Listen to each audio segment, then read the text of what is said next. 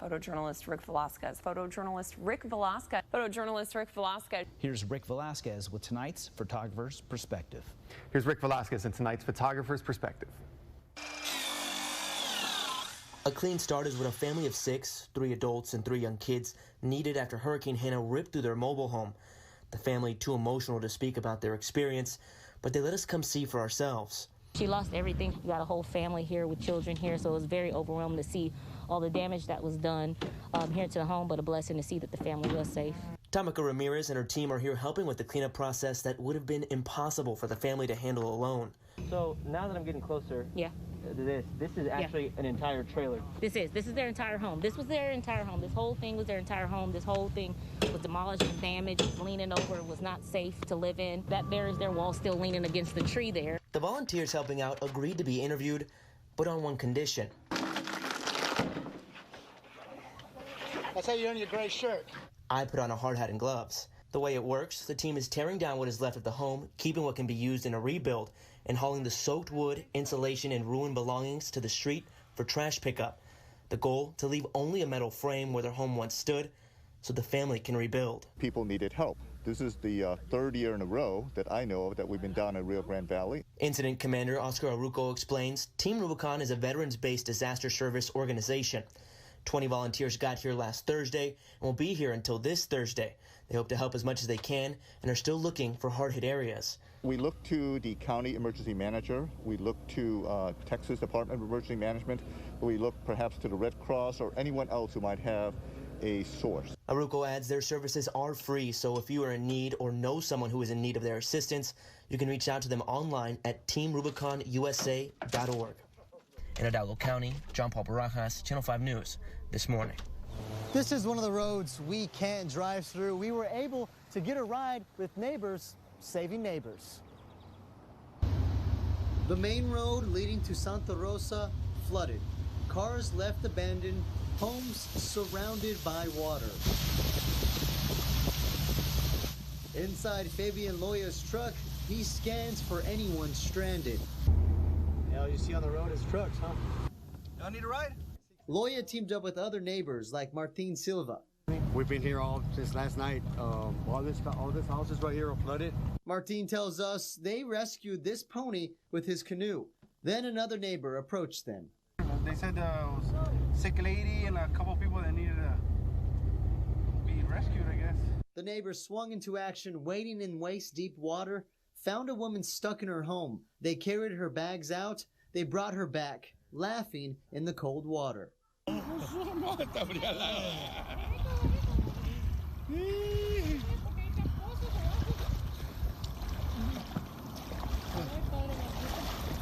This little guy. Ir a ver acá para que salimos de una vez porque el agua está subiendo y mi casa ya está la mitad de la casa.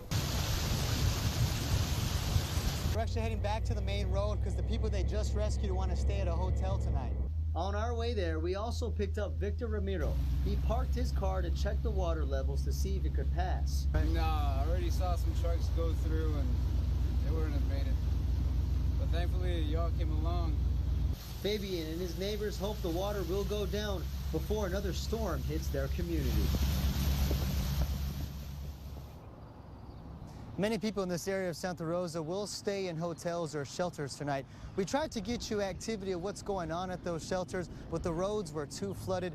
We didn't want to risk it. In Santa Rosa, Angelo Vargas, Channel 5 News at 6. Yolanda Hernandez carries more than just the keys to this place. I'm a member to the church, and my parents were part of the building of this church. She carries its history. This is our church. Templo La Hermosa started holding church services in the 1930s and now meets once a week on Sundays. Normally we have about 20, but we have more members, but they don't show up. It's a number that fluctuates on occasion. Weddings, funerals, baptisms. To get here, members drive down Valley View Road in Donna, go over the levee, make a left, and then a right. The government was requesting this land where they intend to build a wall on the levee, in the middle of the path to church. Attorneys representing some landowners affected by this project are concerned about its effect on freedom of religious expression. That is going to substantially burden your religion. That's going to impact your ability to practice, because you won't be able to go to the church and choose the type of religious practice that suits your conscience. Rick Garza, with another attorney working for the Texas Civil Rights Project, went before a judge today asking him not to give the land over to the government until they can resolve this concern, among others. The judge awarded the government possession of the land. But this is something that is going to deter people from going. To some extent, Hernandez agrees the wall will affect attendance. Yes, definitely. Hernandez does not have legal representation, but she is talking with U.S. attorneys. Well, I talked to one of the attorneys, and they told me that they were going to make arrangements to leave the gate open on Sunday mornings. When you have special events like a funeral or like a baptism, will they also make accommodations? Yes. Texas Civil Rights Project attorneys say they would like to see those government accommodations in writing. You're going to, even if there's a gate, have to pass through what's essentially a big security checkpoint. You'll have to get a number from the Border Patrol to pass through the gate. You'll be unsure whether that gate will open or not, whether if the power goes out, if something is going to, block that church from being accessed. For them, this case is reminiscent of another one, La Lomita Chapel. And they put an exception into the appropriations that Congress passed the next year. And then now there's something in the federal law that says border wall funds cannot be used to build specifically at La Lomita Chapel. Here, church members, including the pastor who drives in from Sharyland, know about the changes they can expect. A lot of people might not come because the excuse is the gate is closed. So it might affect some and it might not affect others. People that really, really want to come to church will come to church. For Hernandez, a tradition with deep roots into her family tree, the decision is easy. Will you keep coming? Of course, yes. Tim, that's right. We've been in multiple areas this morning showing you those places that are flooded. Now we're in Mission. We're off frontage, just an exit before Conway in the city of Mission. Now, we have noticed there are so many cars that are stranded. Tim, our crews are already trying to get with 911. There is a family. I can't really see so well, but I can see that there's people inside this van. Again, just off the exit. I am trying to get in the water, but again, I don't want to underestimate the depth of the water. It can be pretty dangerous for myself. I am not trying to, put my life in danger, but I do want to show you how dangerous it is out here in the city of Mission, in the streets of the valley. It's very important to stay home. And again, if you notice that there's water, just turn around or stay safe because people are underestimating the depth of the water. Another scenario we're seeing that there's cars, and once they exit, they don't see the cars that are stranded, either because the cars have their lights out or they're completely flooded. So that's really dangerous. We've seen cars hitting other cars as we're trying to reach certain points. You can see these cars are just driving by. You can see the amount of water that has accumulated in this specific exit. Again, we're going to try to help this family. I cannot see exactly how many people are inside this van, but of course it's really dangerous. Maybe they don't have access to a cell phone, or maybe they just can't get out of the vehicle. So our crew is going to work hard to see what's going on with this family and to get them the help they need. We'll have more updates throughout this morning. Tim, back to you. Morning, Mike. And one of those areas still needing to recover is here in La Feria off FM 506 and Teocano Road. We're standing in floodwater right now. It's covering our boots, but the further you go to the sides of the roads, it gets even deeper. And you can look at this house. It's still got water looking like it's going inside towards the back end of the house. And this pickup truck has water all the way up to the bottom of the bumper.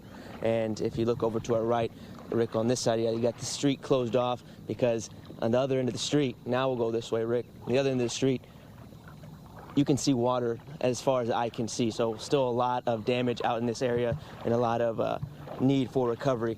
Now, what the Red Cross needs is volunteers. Now, they're always in need of volunteers, but this time around, they're having to respond differently because of the pandemic. This is South Padre Island, but this is miles north of the city and miles north of where the road ends. The point of this project is to go further north to where the trash is accumulated to get it out of this area.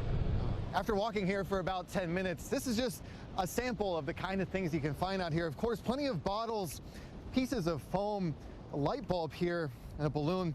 But one thing in particular that stands out, this sandal with bite marks on it. We learned if it's illegal or not to break a car window to save a person's life. A total of 32 children across the nation have died in cases like this. 4 of those children were from Texas in Hidalgo County. Angelo Vargas, Channel 5 News at 10. Getting a car is always exciting, especially if you can get one for a good price. But how do you know that the car you're getting is in good condition before driving off the lot? Yeah, right now we're going to take a look at the time. It is 10:03, which means that curfew just went into effect 3 minutes ago. Right now, teens in San Benito need to be at home off the streets, or they could be considered breaking their curfew. Officials say this is the season for leaves to start falling. They land on the curb and down the drain, something you should be stopping. Officials say if you're caught throwing anything down these drains, you will be issued a ticket. For more information, head to our website, krgv.com. In McAllen, Christian Colon, Channel 5 News at 6. And when you get up close to them, you can really tell the difference between a cassowary and a regular bird. The thing on their head, the casque that's made of keratin, and the feathers on them that don't really look like feathers, they look like hair. And also, Natalie says, the way they run, it seems like a dinosaur. Assuming that I just crossed the river without permission, I might be looking for a place to hide. Can you see me yet? I'm right here. I'm walking through the carrizo cane. It's a plant that grows very fast and very tall, and it's not even from this continent. It's taken over along the Rio Grande, and Border Patrol says something has to be done about it. We're on the corner of Puffin and Tortalita Street, and right now, one of the only sources of light is coming from our cameras. We're gonna turn those off so you can get a brief look at what this community lives through every single night. They want that to change. The crash happened just after 6 p.m. Monday. The police chief tells us the driver of a blue van crashed into this trailer. The driver of the van, 25-year-old Mark Anthony Hernandez, and a passenger, 21-year-old David Mendoza, died at the scene. Right now, authorities are waiting for the accident reconstruction team to figure out how the van ended up under the trailer. The accident is still under investigation. The accused suspect in last night's officer-involved shooting in Alamo now charged. Arturo Garza facing a judge about 30 minutes ago. He's charged with 4 counts of attempted capital murder. Garza also charged with evading arrest. Authorities say he fired at officers who were chasing him. A foot chase taking place after a convenience store clerk called police about a man with a gun. No one was hurt. Now at 5, it took an emergency landing in McAllen and 10 extra hours, but American Airlines Flight 2350 did complete its journey to Mexico City. We reported the trouble and emergency response as breaking news yesterday at 5. Yeah, 160 passengers on that plane plus 6 crew members. Smoke in that cabin forcing that emergency landing.